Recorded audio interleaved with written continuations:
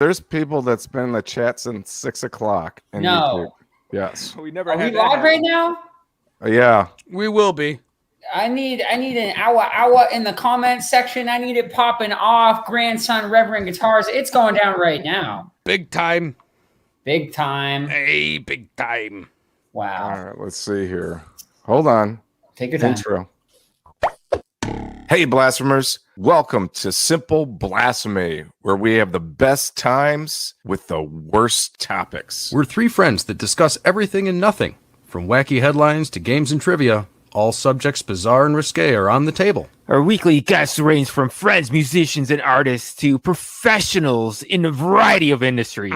We go live on Facebook and YouTube every Tuesday night at 9 p.m. Eastern. Want to support the show? Join our Patreon. You can find it and more at www.simpleblasphemy.com. So grab a drink and join in!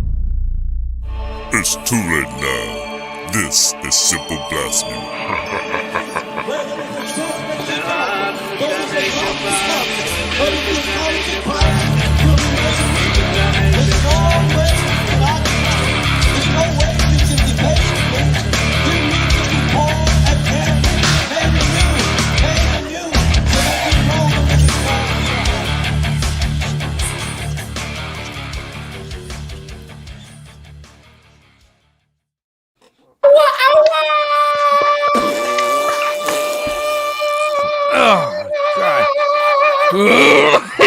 Yeah. Oh, everybody. Welcome to the Simple Blasphemy podcast. All you blasphemers out there. My name is Zach Wharton. I have with me always Andy's. Okay. You gotta lose that thing. Yeah. Oh, hold on. Is that from the Mud Hens? I don't Yes, even know what it's from that the is, Mud but I'm Hens. scared. Okay. I'm really scared. Okay. That's really bad. And also Mr. Zach Green. Oh, Andy, you human. Yeah. Oh, Zach Green, you came and you brought me a pizza. So our special, well, first of all the info about the show can be found on simpleblasphemy.com. And if you click that like, share, subscribe button, you'll receive 5 years of what this month, Andy? Really good orgasms. Oh. Really, like All right. like we're talking like taint sting orgasms. All right. That's enough of that. You have to experience for yourself. And Extreme fire hose. Anyway. penis. Okay, today is a very special episode. We're lucky that so many of our music friends haven't yet made it to the road full time. So, Jordan from Grandson, thank you so much for hanging out. How are you?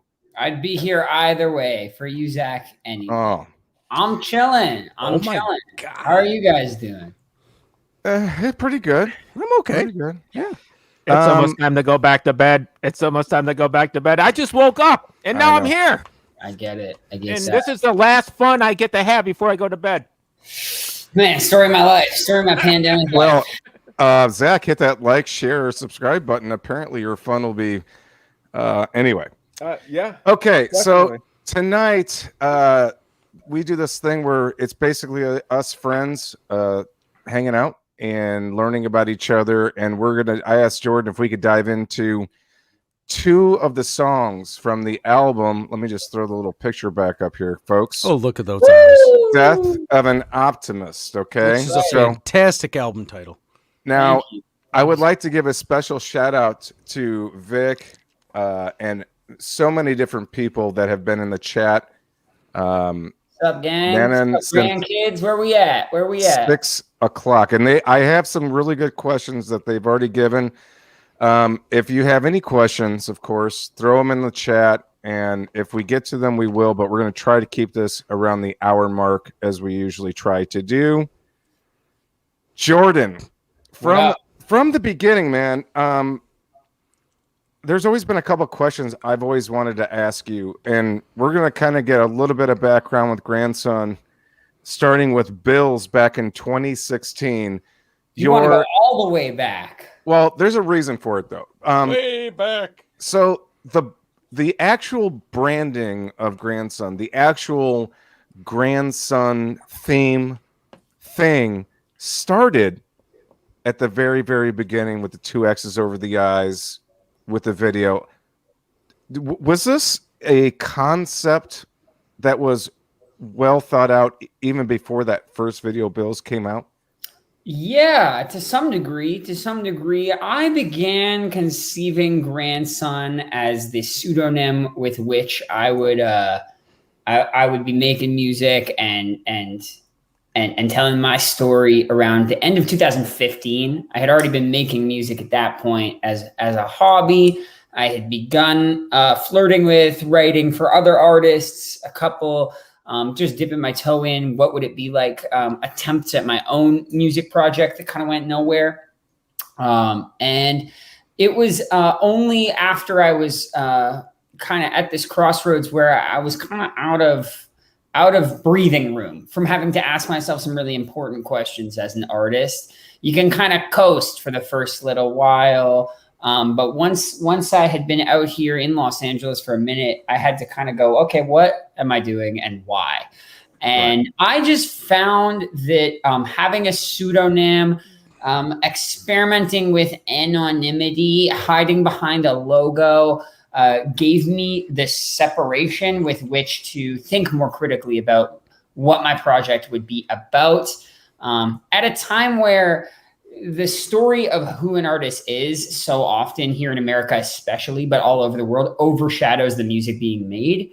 I think with the advent of social media, it's just so much more compelling to get to know who an artist is, where they came from, their hometown, their family, their whatever. All those things are more interesting than the music. So I was always right from the beginning, like, let's do this differently. Like, let's have a different name that people feel familiar. They feel like they already know. Let's evoke nostalgia right from the get-go. Because for me, rock and roll is an inherently nostalgic genre. Being the youngest sibling, being a young, I was only like 3-4 years old when Kurt Cobain died. Some of my favorite rock albums of all time were made before I was even born. So rock is always going to connect with my generation's past in some ways. And so the black and white aesthetic, using a photo of me when I was a kid to build the logo and coming up with a name that wasn't my birth name, were all decisions I had made prior to releasing my first song. All right. On the subject of... Hang on, really quick. Yeah, go Zach. ahead, Andy. That was fucking amazing. Yeah.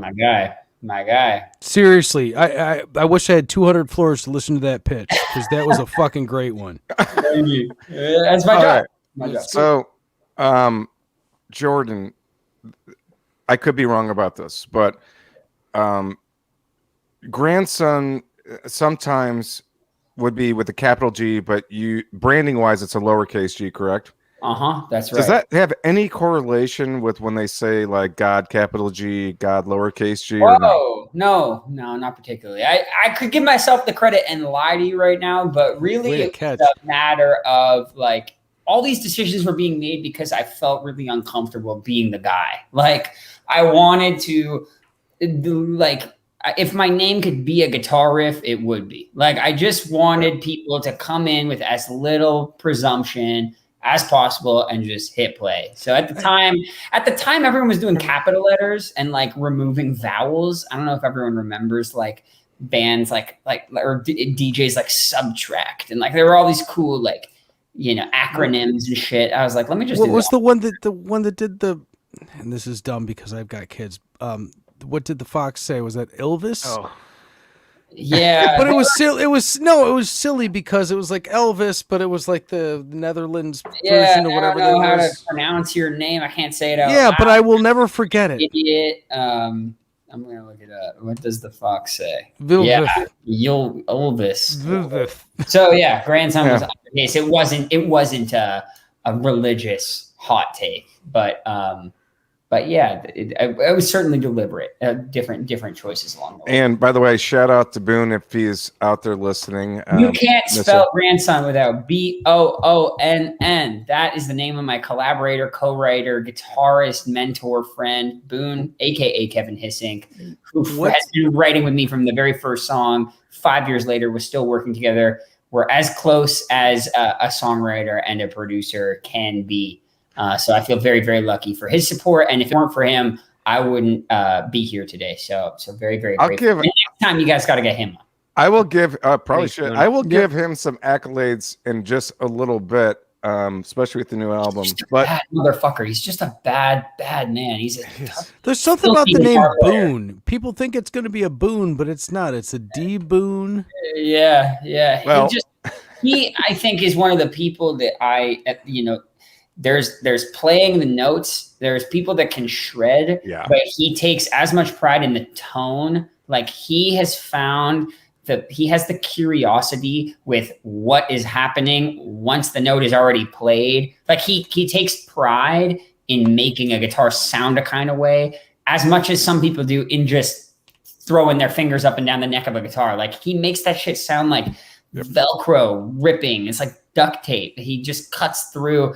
And in making that tone, we left enough low end to bring in 808s and subs that at the time was a lot less popular. I'm not saying that we invented that, but I will say that it was a lot less popular at the time. We didn't really have much of a template for where and how electronic stuff would coexist with heavy riffs. And it was because he had that curiosity to find the right guitar tone with the Reverend baritone. It really opened the whole thing. And that's what I've heard. So I did a deep dive with you guys today because Zach Ward's been talking about you guys for years. Back when I was working with Reverend, he was like, "You got to listen to Grandson. You got to listen to Grandson." And I've listened to a couple things. I was like, "Yeah, that's okay." But this Death of an Optimist thing, that's cool. all right, let's not fast forward. I'm not. I can stop. I can stop it with that. Stop No, it. keep it going. Keep I'm it gonna stop. going. I can stop. I like the tangents and Andy for the takes us peop- on. I know. For the people in the chat, give us a little bit of time for the questions because I don't want to keep monitoring it. But yeah, we can ask questions and towards the end of the show. Stick around. I will be taking hang out. kissing babies. So just because, like, walk us through coming from Bill's Things Change, Bury Me Face Down, Kiss Bang, My Friends, which is one of my personal favorites. When those videos and songs were hitting and, everything's starting to come in place, what was going through your process? You're signed to kind of one record label and you're making pivotal moves. Did it go all too fast or especially doing singles before an EP? Right. Yeah, we definitely approached it. My music was firmly in the Spotify era. Everything we were doing was geared towards the Spotify algorithm, was geared towards playlisting on Spotify and building fans like in this new time. So the decision to make music in singles and then escalate that into EPs and then escalate that into albums is a new phenomenon. But I also took cues from hip hop. Like when I grew up, there were like Logic, J. Cole, Mac Miller, Drake, all artists who kind of stepped on with free music or easier to access music and would ramp up as their fan base grew. So we always wanted to come out like that. I just didn't think anyone would give a fuck if I came out with like 15 songs at once. Like who has the time? Who has the attention span anymore? It was a time that was very exciting. Obviously, you work on something behind the scenes for a long time. It's very addictive and exciting to see it coming to fruition. Also a confusing time. We're talking November 2016. Trump is just elected. Like what is the landscape in which I'm making this music? That's all changing.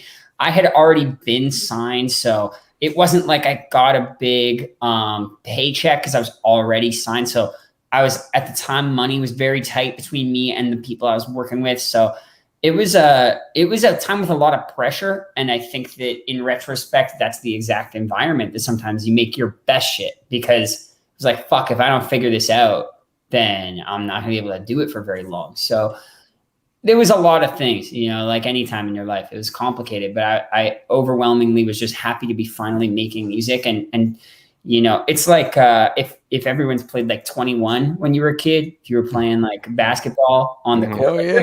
you have to break the ice first. Mm-hmm. Putting out your first couple of songs is like breaking the ice. Unfortunately, you still you've only just begun. And sometimes when artists spend too long building behind the scenes, they kind of step onto the scene and expect everything to fall into place in this really linear trajectory. Like, okay, I did the work. I'm here now. Where are my fans? Where is my tour? Where is all Right. this shit? And the reality is nobody knows who the fuck you are. You were alone in your living room. And doing nobody cares. and nobody cares. And that nobody is cares. as terrifying as it is liberating, because then you get to, who gives a fuck? Like, go crazy, go but- wild. So You go back to the whole when you start out and how you kind of give your stuff away in the Spotify era, which the three of us, the three hosts here, we're from not a completely different era. We're from the era before this. We really are. And then Metallica started banning people from Napster, and then music started changing. We should thank Metallica for changing music. But as a band, we should not thank Metallica for changing music. No, it's just but the idea is that the first one is free.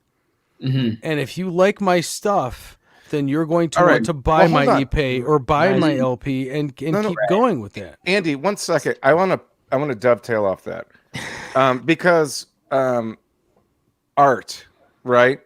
People support artists in various ways. You can get, concert T-shirts. You can, and a lot of us, like, especially from working at Reverend Guitars, even though we don't really talk about that on the podcast very often at all. When we go out and see our guys, we just buy their T-shirts because we know that that's going to help them, especially on a smaller level, or the starting off level of being, intercontinental, so to speak.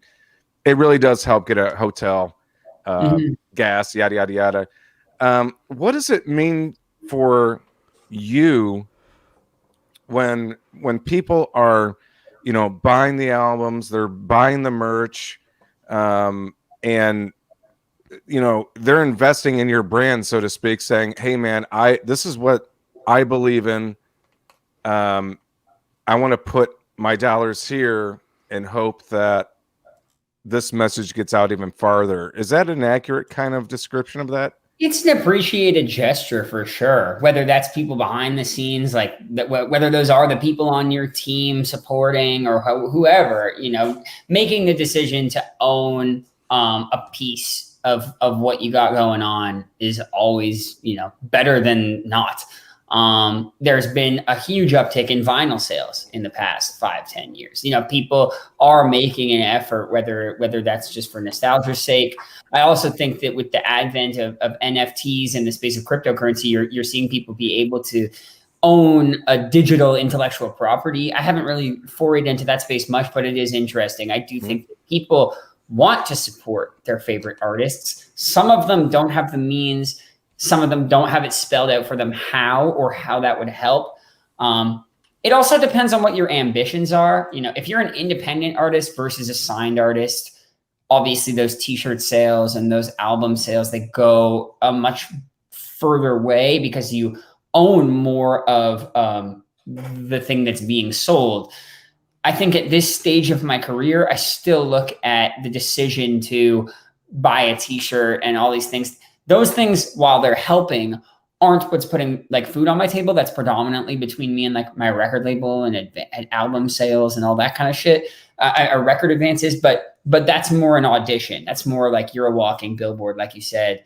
I still feel like I'm auditioning for the role that I want, which is to be huge, which is to play big, fat fucking shows all over America and all over the world. And because I'm not there yet, I try not to get too fixated on, well, how did this album sell? Well, how is the merch going? Those things are important, but I'm not at the point yet in my life, financially or my career, where I need to start like seeing results. I still feel that in many ways we are auditioning for the job that we want. And so I try to make things as affordable as possible and try to put as much production into the live set so that when you see it, you go, yeah, I'm going to see this guy at the amphitheater in a year or two. Like that's what we want you to leave with. And if I get too fixated on getting mine now, then you can shortchange it. You could try to put on a cheaper set and walk away with a larger profit margin. So it's like,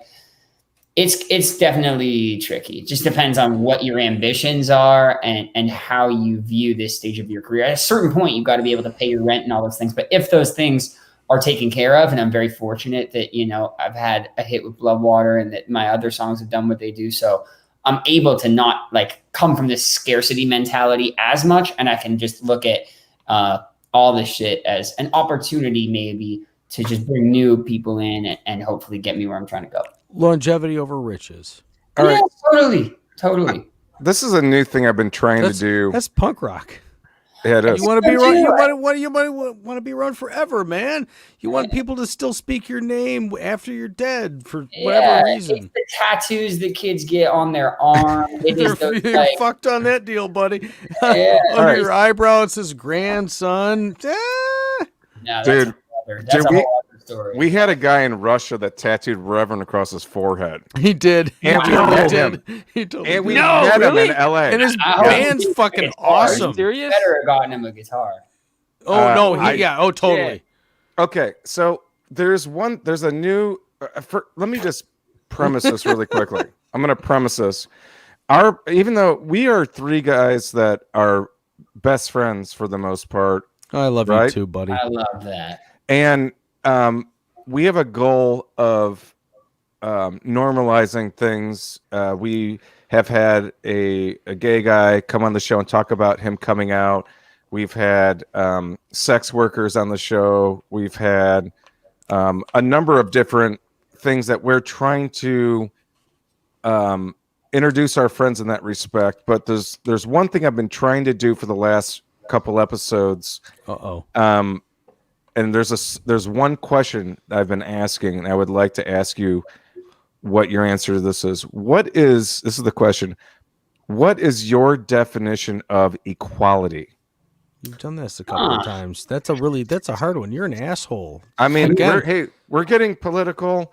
We're getting real here. And it's, for me, this is a very important question. So unrelated to any of this other stuff, just what is your definition of what equality is?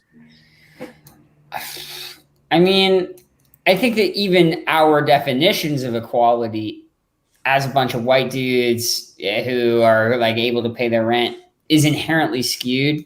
Like the language itself within that exists the constructs of our lived experience.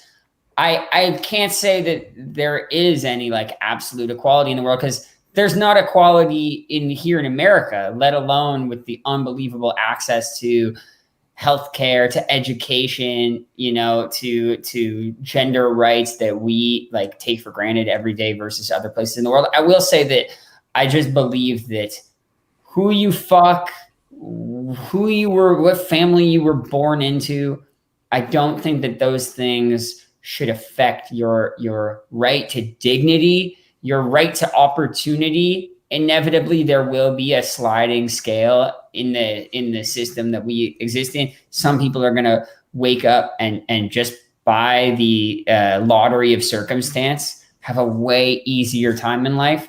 But people at the bottom should still have some opportunity in their life, should be able to wake up every day and look forward to Dignity. The opportunity. Yeah, the opportunity to get an education, to find out what they want to be, who they want to be, and get after it. And I don't think there should be any like genetic lottery.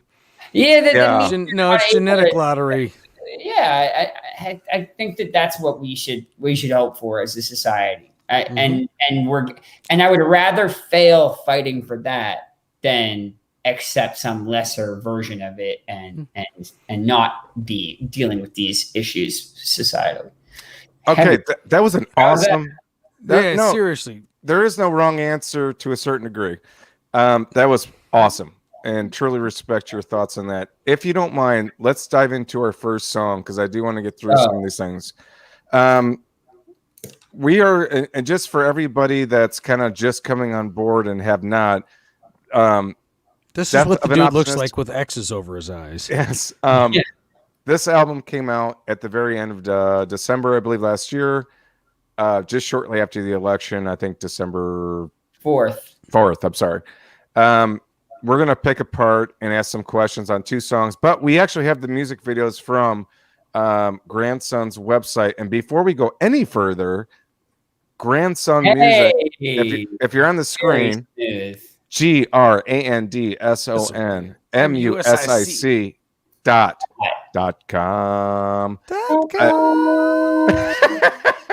Which that was I don't know, that might be a drop. That's where you can find the majority of this information. Not to mention, Grandson's touring schedule is starting to populate. Not saying anything, but you should go check it out. But Not let's New dive Orleans, in. though, right? Oh yeah, I'm so sorry, Amanda. Amanda, she's a regular guest. She's wonderful. Hey. She's a fucking Hi, wonderful Amanda. person. Amanda says, "Come back to New Orleans." I plan on it as soon as possible. It gets a little hot during the summer, but I'll Yes. make my best efforts to get out there. Get back to Yeah, bird. see? Amanda has video of actually you and her extremely close at Voodoo Fest a couple of years ago. So there might be some kind of a lawsuit pending on that. I don't know about There might be a restraining order coming soon. Okay, so the first thing the first song I want to go over is "We Did It." This is So, great. song number 1. So if everybody's cool, I'm gonna play the song and then we'll discuss it shortly after. Here we go. This is "We Did It." Should we just do nothing? Should we say the hell with it all? Should we end the discussion before it even started? And not pick up the call, so we go pubs and stay anesthetized. Should we throw up our hands, flip the talking heads on the television, decide this right?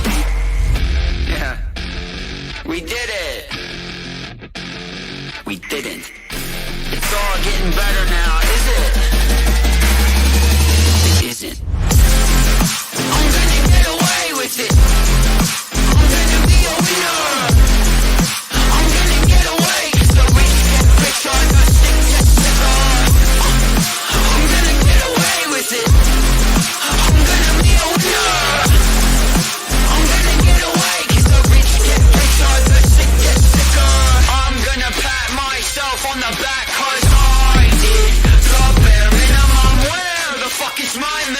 Tweeting from my brand new condominium. Yeah, we did it. We didn't. It's all getting better now, is it? It isn't. I'm gonna get away with it. I'm gonna be a winner. I'm gonna get away. It's the rich get richer, the sick get sicker. I'm gonna get away with it. I'm gonna be a winner. I'm gonna get away. 'Cause the rich get richer, the sick get sicker. Yeah, we did it. We didn't. My legacy will never burn down. What you gonna do when it's your turn now? Dance with the devil, don't pull it into bed. Anyone's a hero with a bullet in the head. I have been around since you were just a child. You think that you can stop me, then you are in denial. I own all of the jury, the judge over the trial. You walked into a trap, I walked out with a smile. Yeah.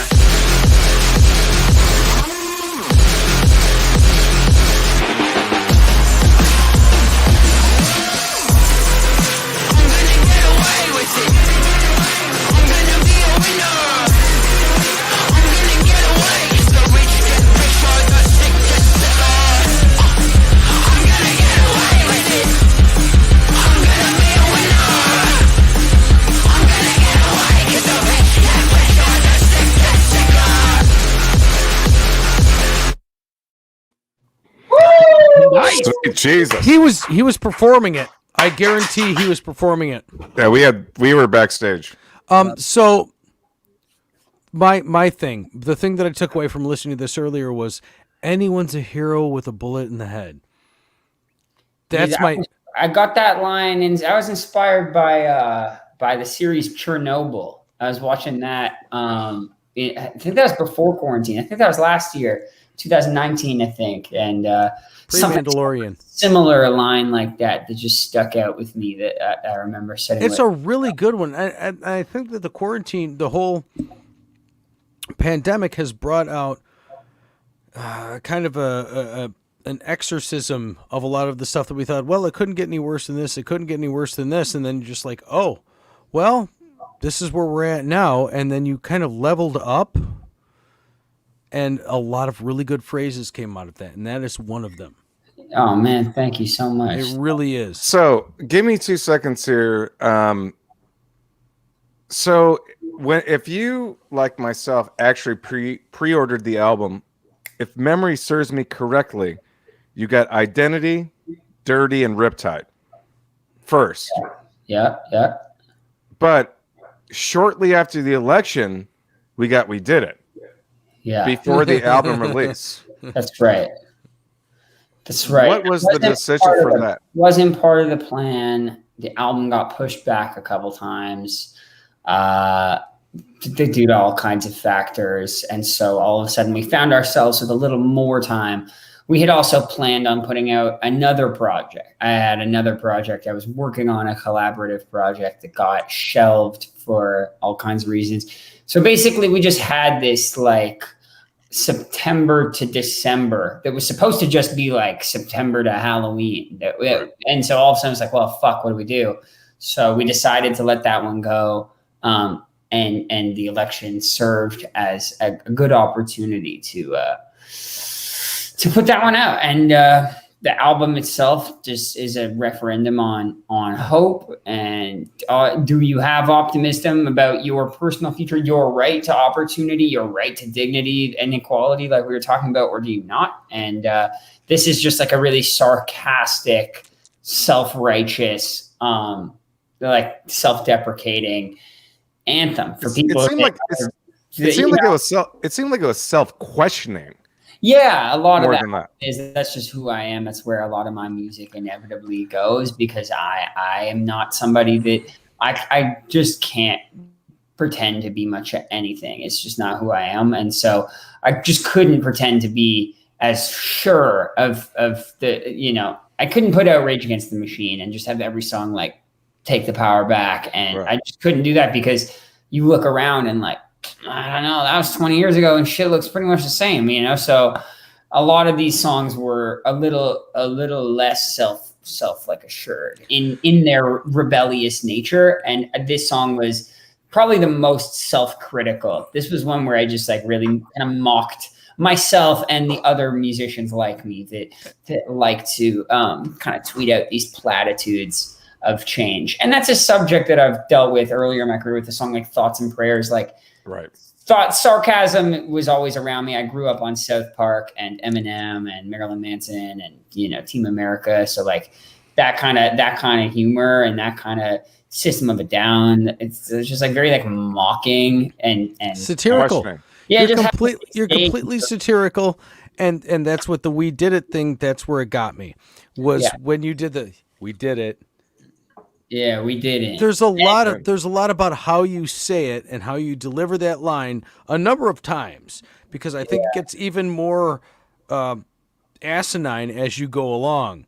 Yeah. You start off as like, you could kind of ignore it, and then by the end of the song, it's like, yeah. Yeah, figuring this one out was like a root canal. Like it was just fucking a pain in the ass, to be honest with you. I definitely get satisfaction when the idea is together and I can hear a song from the start to the finish and go, okay, I get it now. But this one took a while. I had started a different idea that had the I'm going to get away with it. That was like its own thing. This really like, I just do whatever I want. It was around when Trump was like, tweeted the grab her by the pussy thing went viral. And it was like, well, this must be it. Like, there's no way that anyone can respect I'm going to get away with it. Yeah. And stand for this guy. And how his the fucking humanity keep. And his response was basically like, and what? Like, yeah, I said that shit. Like, every guy says that kind of shit. And everyone was just kind of like, yeah. I think, wasn't it Locker Room Talk was the... Yeah, it was shocking. It was hey, like... do you mind if I take you in the bathroom and jerk you off really quick? That's Locker Room Talk, right? It was just so... It was like, I couldn't believe that we had just normalized that sort of...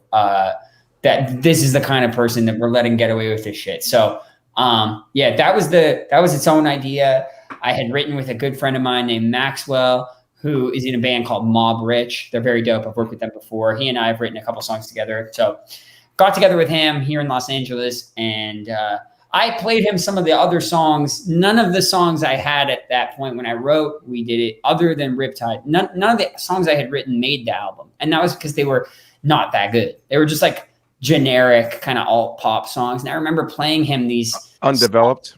Yeah, I was just tired. I had just gotten off tour and I just wasn't actually in the right mindset to really be thinking like, what do I want this album to be about? And I played him this shit. And he was like, man, you could go so much harder than this. Like, you are in such a unique position where your fans want you to be controversial and make something weird. And I loved that. So together we got together we did it, we didn't thing.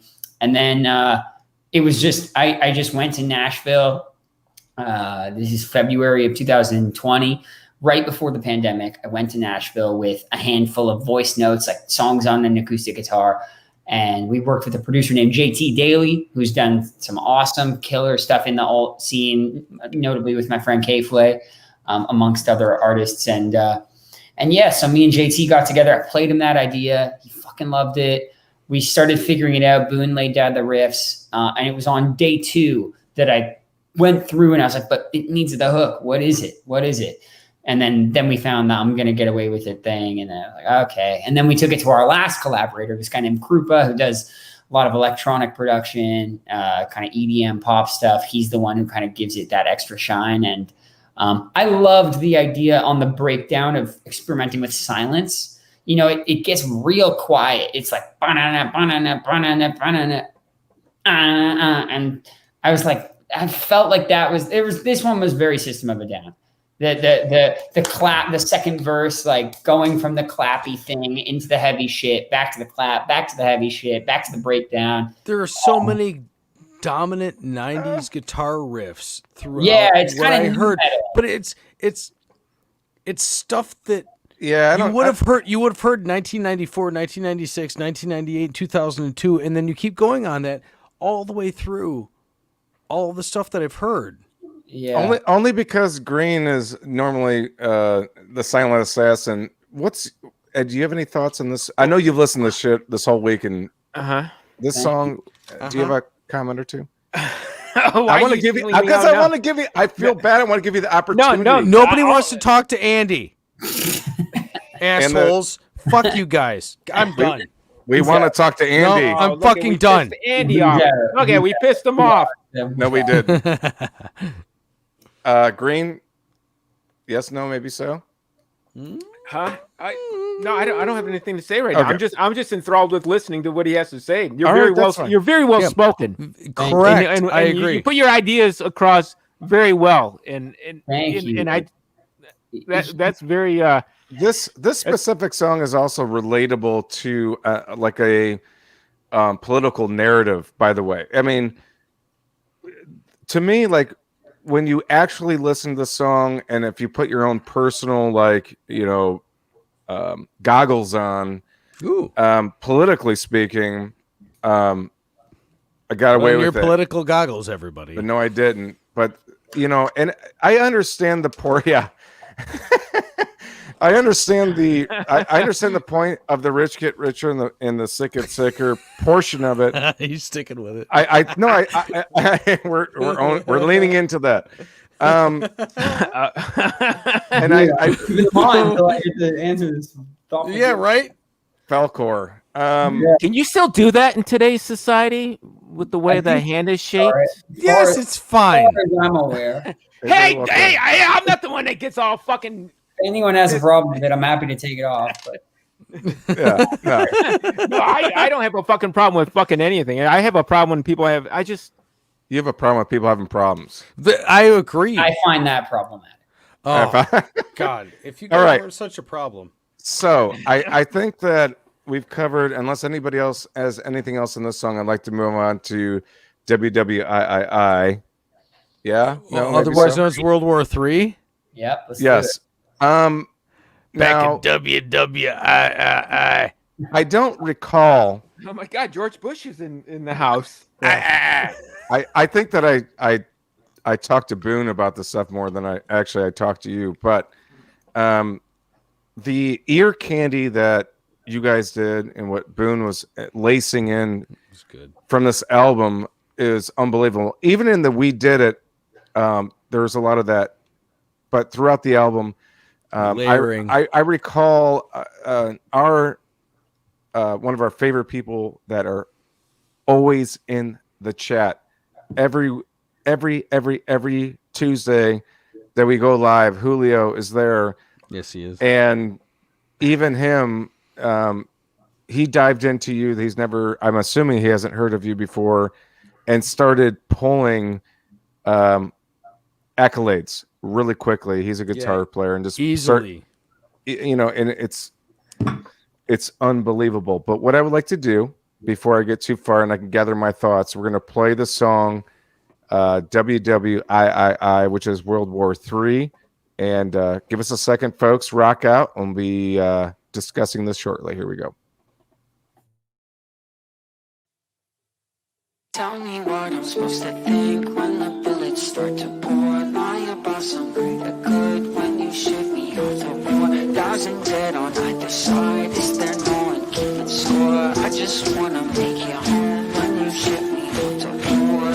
We at war, we don't know what for. They made up a reason behind closed doors. At the end of the season, we leave, make an enemy bleed. Hit the seashore with the C4. We don't record, reload. If you need more, it's a cheat code with the limited rounds. When you hear the sound start hitting the ground, it's time to go make America proud. But this ain't as fun as what they claim to be. This ain't the video game you see. Shut the kids ain't ages me, cause he from the same place as me. Now the bloodstains stays with me. I'm homesick and I miss my mom. I can't sleep, living with this trauma. I wanna just believe the dogma.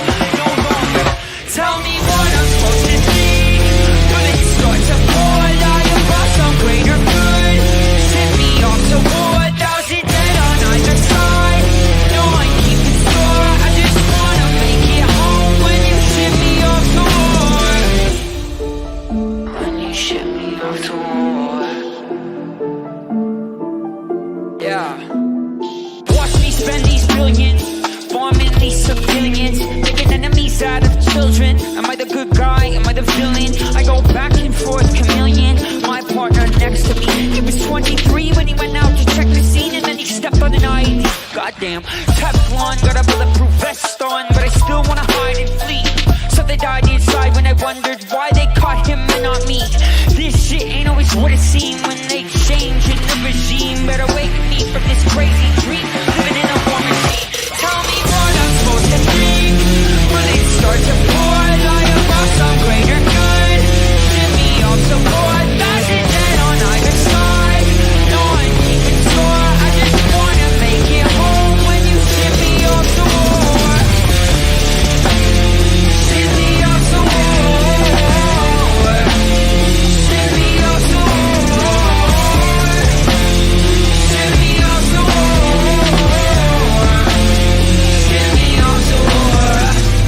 war. Joined Uncle Sam as soon as I turned 18.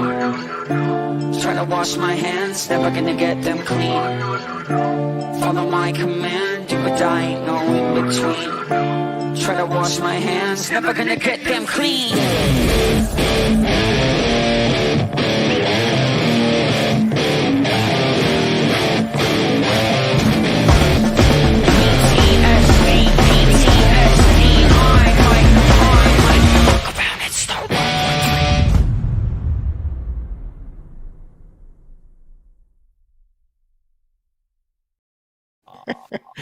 Man, we went with the live version. We missed the breakdown. Yeah, I did. Sorry about that. Sorry, it goes hard anyways. So hold on, Andy, if you don't mind. I'm gonna Shut down. I'm going to have damn, a little bit of a regular. soapbox here for a couple minutes, and you're just going to have to listen to it, I guess. Andy especially will know that my number one political subject that I feel strongly against is actually murdering other human beings. That's the one thing I hang my hat on. He will hang his army hat on that. Well, yeah, I mean, I got that at Walmart, but that could be dissected in a really wrong way. Boy. The point I'm trying to make is everybody, I think, has their number one issue. When I talk to my family, a lot of them like, abortion is my, number one issue, or yada, yada, yada. Everybody has a number one issue. Mine is murdering other humans. So the reason why I'm saying this is the the very first time that I heard this song, we got to hang out a couple of times, and I love what you're doing. I've loved what you've done in the past. I love the fact that you were so nice that we could hang out and share a few words, and especially before you're going on to a show. But this song is probably the most underrated song that came out in 2020, and I'm going to tell you why. Thank you. And I think that anybody, Tell us why, if you're lit, well, I'm biasly to tell you why. Everybody that's in the chat or is seeing this, post the live show, that maybe has not heard this specific song, now, let alone the album, is do yourself a service to really not only have it in stereo within what I mean by earbuds or in each ear, but listen to what this narrative is saying. Because what this narrative is saying is something that the government and the military people don't want you to even think about. And it starts right off the bat. Tell me what I'm supposed to think when the bullets start to pour. In other words, there's a system that people go through in the military. But I don't care what system you go through, the moment you're pushed into another country, which is the situation in the United States or even Canada for that matter, and all of a sudden you're under fire, shit starts to get real. I don't care who you are. What am I doing this for? Why am I here? You're trained to, I'm assuming, because I don't know this for fact, I'm assuming you're trained to hopefully ignore that and do what you're told, of course. But listen to what he's saying. Lie about some greater good when you ship me off to war. This should be an award-winning essay because this is what is reality, folks. And I don't care how old you are. I'm a 43-year-old man that found the song. You're a man, all right. That expresses exactly what I hope every human being on this planet can at least give a chance to read what this is, because it's not saying that. Nowhere in the song is it saying that there's no reason to be somewhere else for a greater good per se. But what it's saying is, what the hell is going on here? Make an enemy bleed, and I hit the seashore with the C4. Jordan, I think I want to stop for a second. Can you help me? Thank you, man. Thank you for that. I appreciate you getting on that soapbox. I appreciate you giving a fuck and having an opinion about these things, because I feel similarly. I think it's ridiculous. We know that we went there under false pretenses. We know we've been there way too fucking long. Most people disagree with it, and it doesn't matter whether you're a Republican, whether you're a Democrat. Like, war is like the one thing people can seem to agree on. It's like how much money we're fucking spending on this shit half my tax dollars. It's unbelievable. Unbelievable. Is there humanitarian aid that goes into that? Yes. Are there benefits for having a strong national defense program? Yes. Do we need to be going into these countries and invading them purely for geopolitical reasons and personal exploit? Like, fuck no. No. My father grew up in Vietnam, America. Thankfully, he was not drafted. If he was, he probably would have gotten the fuck out of there, and I would hope that he would, because we shouldn't have been there either. And so I wrote that song more. I was just curious. I just couldn't wrap my head around it, because the other thing is we're in a system where, because most people can't afford to go to school, to go to post-secondary education, because most people can't afford those opportunities and those dignities we were talking about earlier, that is one of the primary ways in which people find themselves enlisting in the military. You know, a lot of people are just looking for some way to get access to a post-secondary education, to a socialized in a healthcare, a trade, whatever it is. You know, a lot of people are not just there to blow other people up.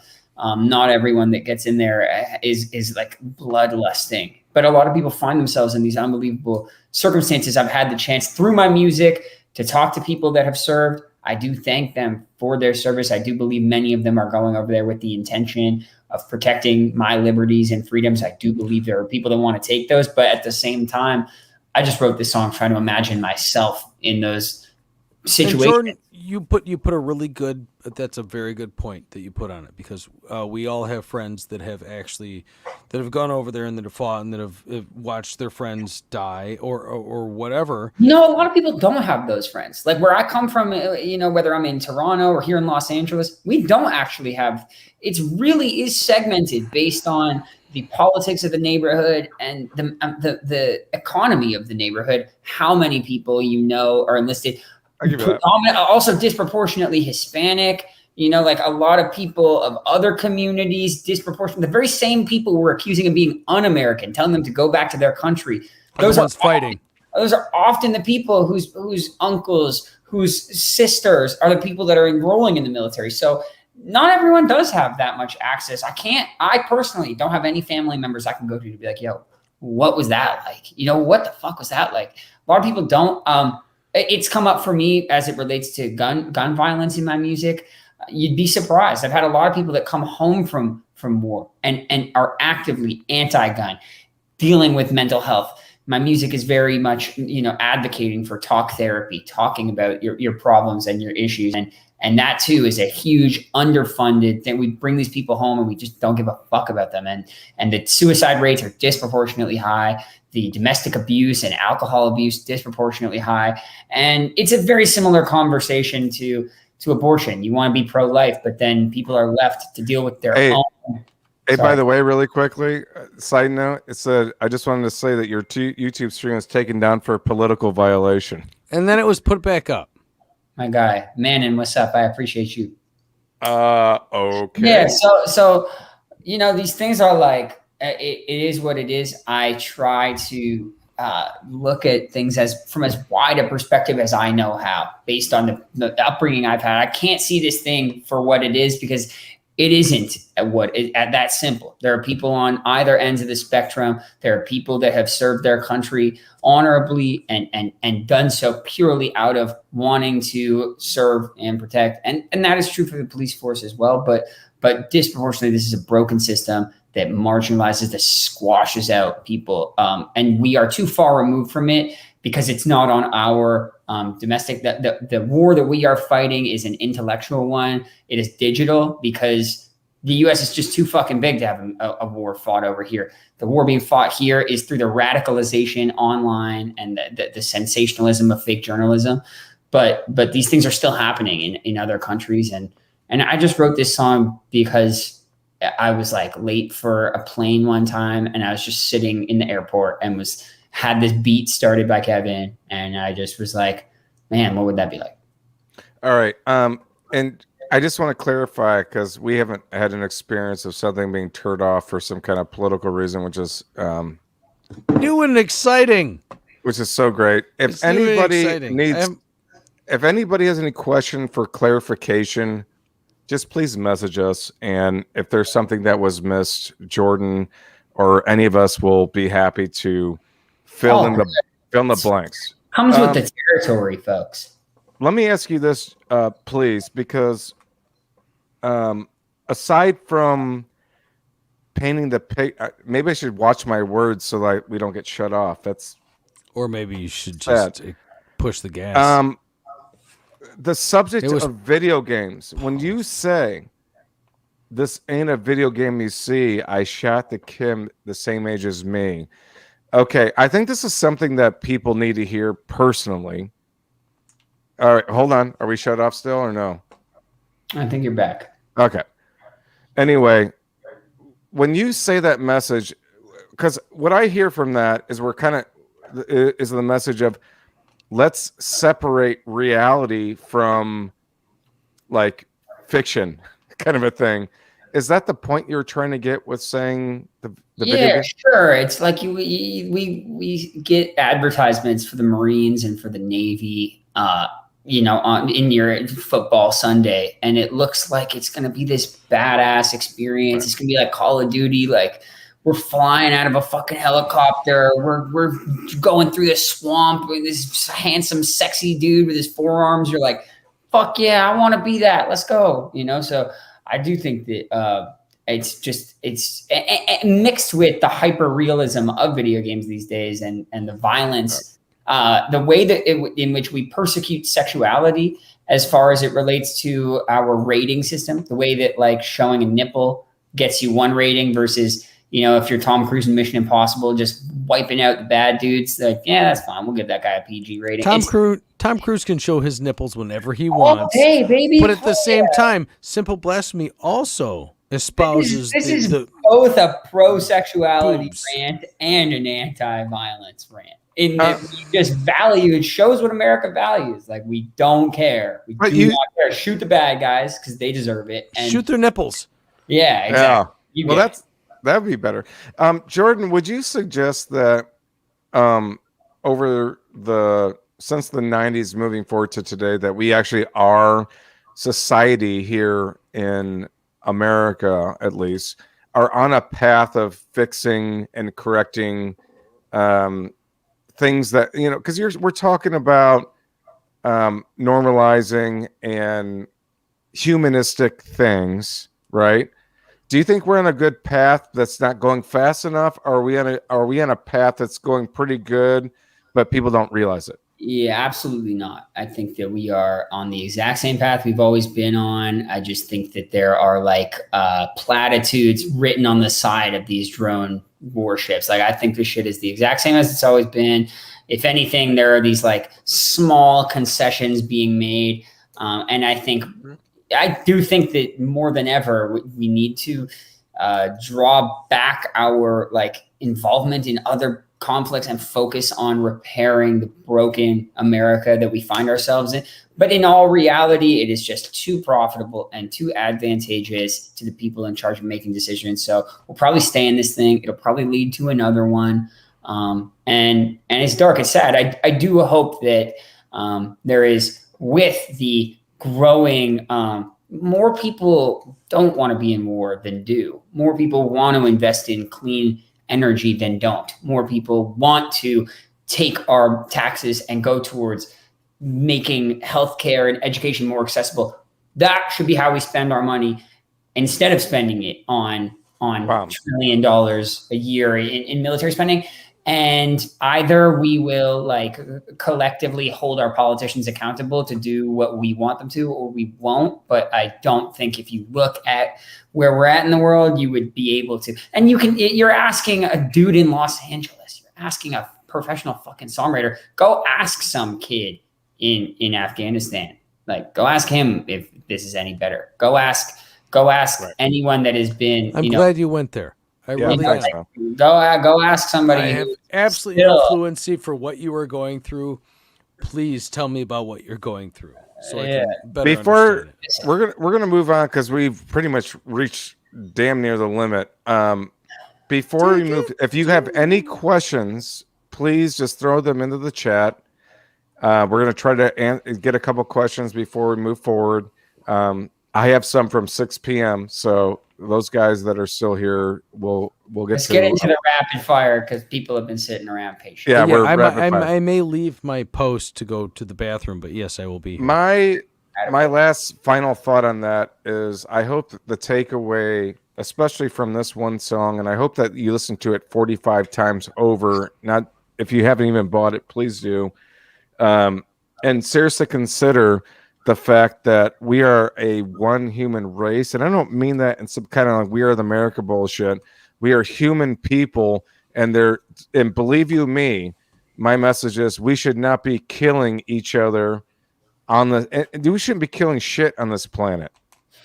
We should be I love that preparing. you put it here. I love that this is where we found ourselves. I'm just saying that's fully prepared to talk about the guitar shit, and I was like, oh, okay, cool. Let's No. Oh no, you're not going to I find agree. that. No, none of that bullshit here. None of this. completely agree. Geek. I clocked That's out. why Zach Green hasn't talked in 20 minutes. You hit the I'm baritone. enthralled by He's in drop A, conversation. for anyone curious. All right. Dude, I don't even fucking kill bugs, man. I remove them from my house because He is. I mean, the most, seriously, because it's like, why is that bug like Pacifist. less important than I am? he's the bug host with the most.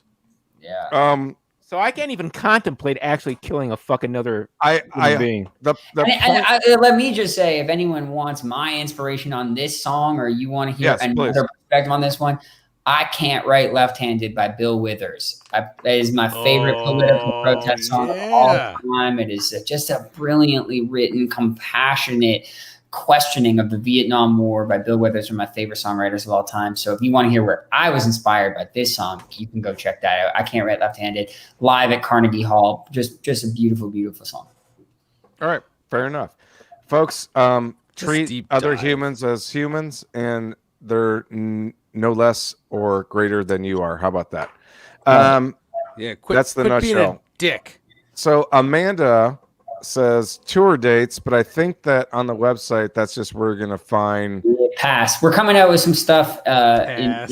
We're coming out with shit when I'm allowed. I know one of them. Unfortunately, I just can't. I have inside information. But there is some tour dates coming out. However, Simple Blasphemy has an album coming out. yeah, right. But I will be in Columbus taking my wife to see you That's play right. with Wonderful. Kesha. Let's go. That's my So girl. I am going with that, and AGR, who I've recently enjoyed, and they have an album called OK Orchestra. Is super cool. So let's dive into a few questions from fans. Hopefully they're still here. Here we go. Be right back. Vic says that let's do it this way. Vic says, what song of Def Leppard and Optimist took the longest to produce?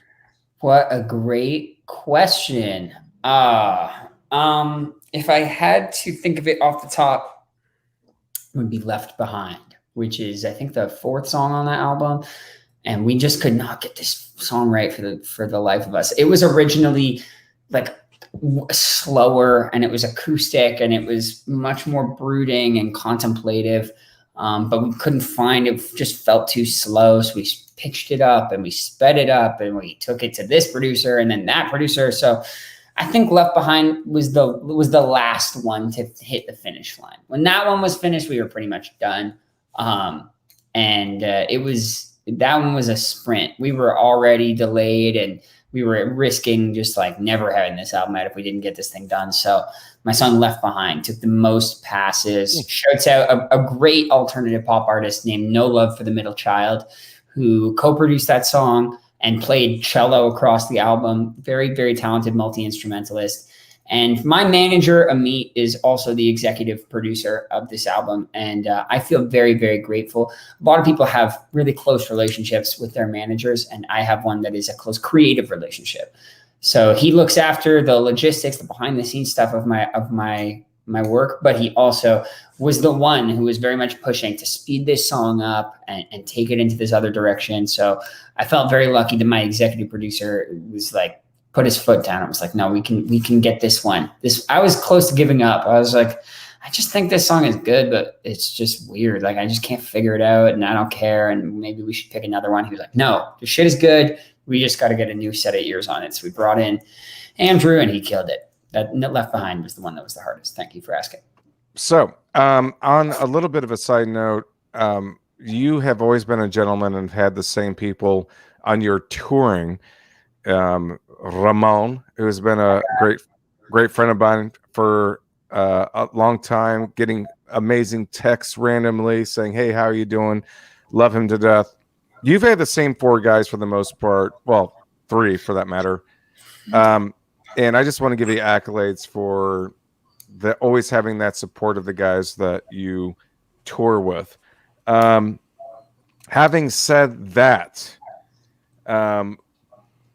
here's a question I think that doesn't get asked very often unless you do have a little bit of a behind the scenes experience that my job affords me. When you are about to go on tour, you're about to start your string of shows, whether it be through the United States, through Europe, Canada, what have you. Tell the fans a little bit knowledge of what goes into that work ethic of pounding these things out and making the stage show with the graphics and everything. What goes into your show, basically? Sure. A lot. They are all, your set can be just broken down into just 1,000 choices made along the way. And you either are insane and obsessive enough to be the one making the choices, or you delegate them to other people and trust that you'll know how to go with the flow, and that you'll trust that they have the same goal that you have. And so I'm very fortunate that I have people who help me with the decision-making process, but ultimately deciding on the overarching theme and like how heavy is the set going to be is a good place for us to start. Who's going to be there? Is it an opening slot? And if so, what does that band sound like? How do we tailor this experience to who we think is going to be there? And then once we have that anchor point of, this one's going to be more alternative pop, this one's going to lean this way, this is where I want the direction to go, that informs the decision-making on things to do with the visual audio experience of a live show.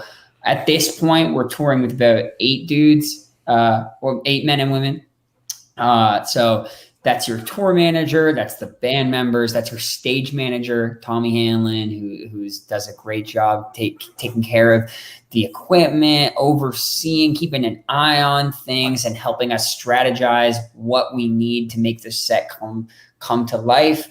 There's also the philosophies of, how electronic you want the set to be versus, live band. Are we a punk band? Is this a 4-piece band with a live bass and a drum kit? Or are we doing a ton of tracks and making this like electronic thing with a sub that makes you want to shit your pants? Like those kinds of decisions we have to make. And then we got to make sure that we have the gear and make sure that the parts are being played with which those things are harmonious. And again, deliberate. And that's so amazing, because if you listen to your music, you have to take all of that stuff into account. Mm-hmm. You have a heavy variation in everything that you do. I can listen to, as I said earlier, the Death of an Optimist intro as compared to Dirty. Mm-hmm. It's a completely different world. And then you're going to have a completely different set of people that are going to help you make that world. I don't make it easy on myself or on anybody else, because I like a lot of different kinds of music. I have a hard time committing to one sound or another. But as a result, I just want to end that by giving the credit where it is due to the band members, who are extremely flexible. Sometimes they might come in and it's like, look, your part is going to be in the backing tracks. You're going to stand there and press this button every time, because that's what the song needs. That's how to make this shit sound the best. That might be a decision. My tour manager, he's up till 3 a.m. every night for 2 months before a tour. My managers, everybody that is involved has to be on their game. And then my job is to kind of promote an egalitarian, I want everyone to feel like they're important, that they're involved. And sometimes that's as simple as the singer, sometimes I'm helping load in gear. I'm like a bigger annoyance than I am actually helping, but it's the symbolic gesture that I respect the work that's done, and I'm not naive to the fact that somebody's out there doing it while I'm not. So that's kind of that's what goes into a tour. It's a lot. Tip big. A lot. Yeah, that's right. It's tip big. People are working really hard. Tip big.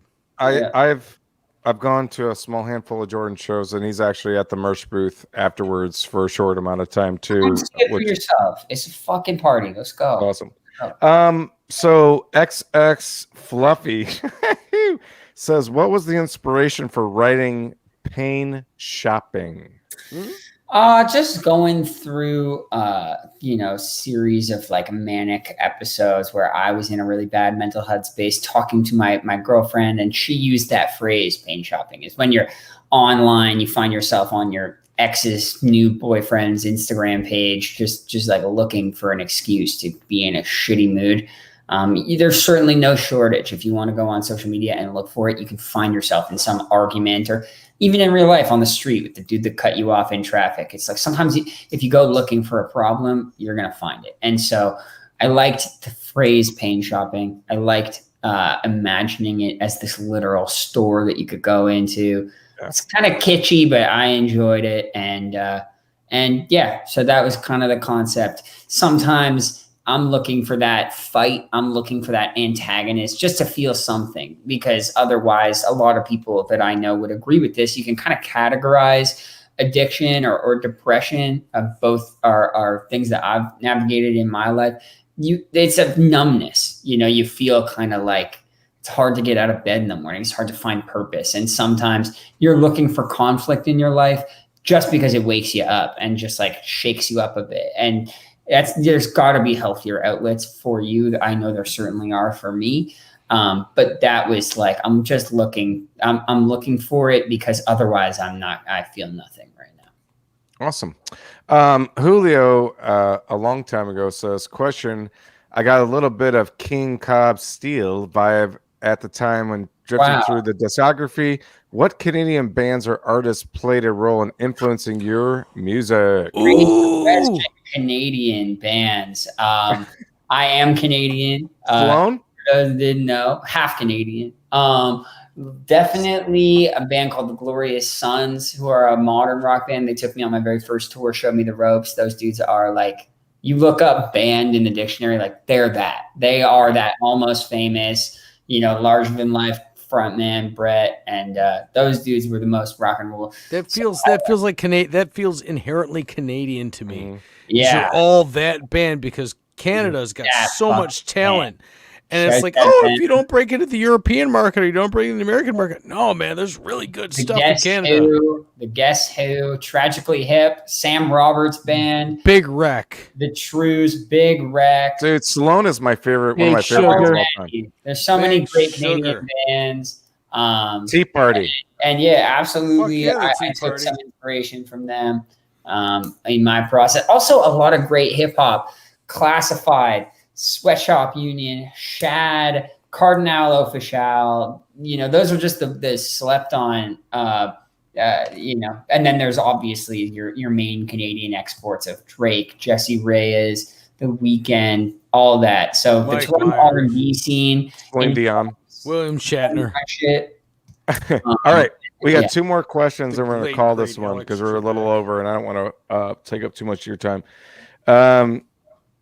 The train was leaving. I just missed it. Lyric from Identity.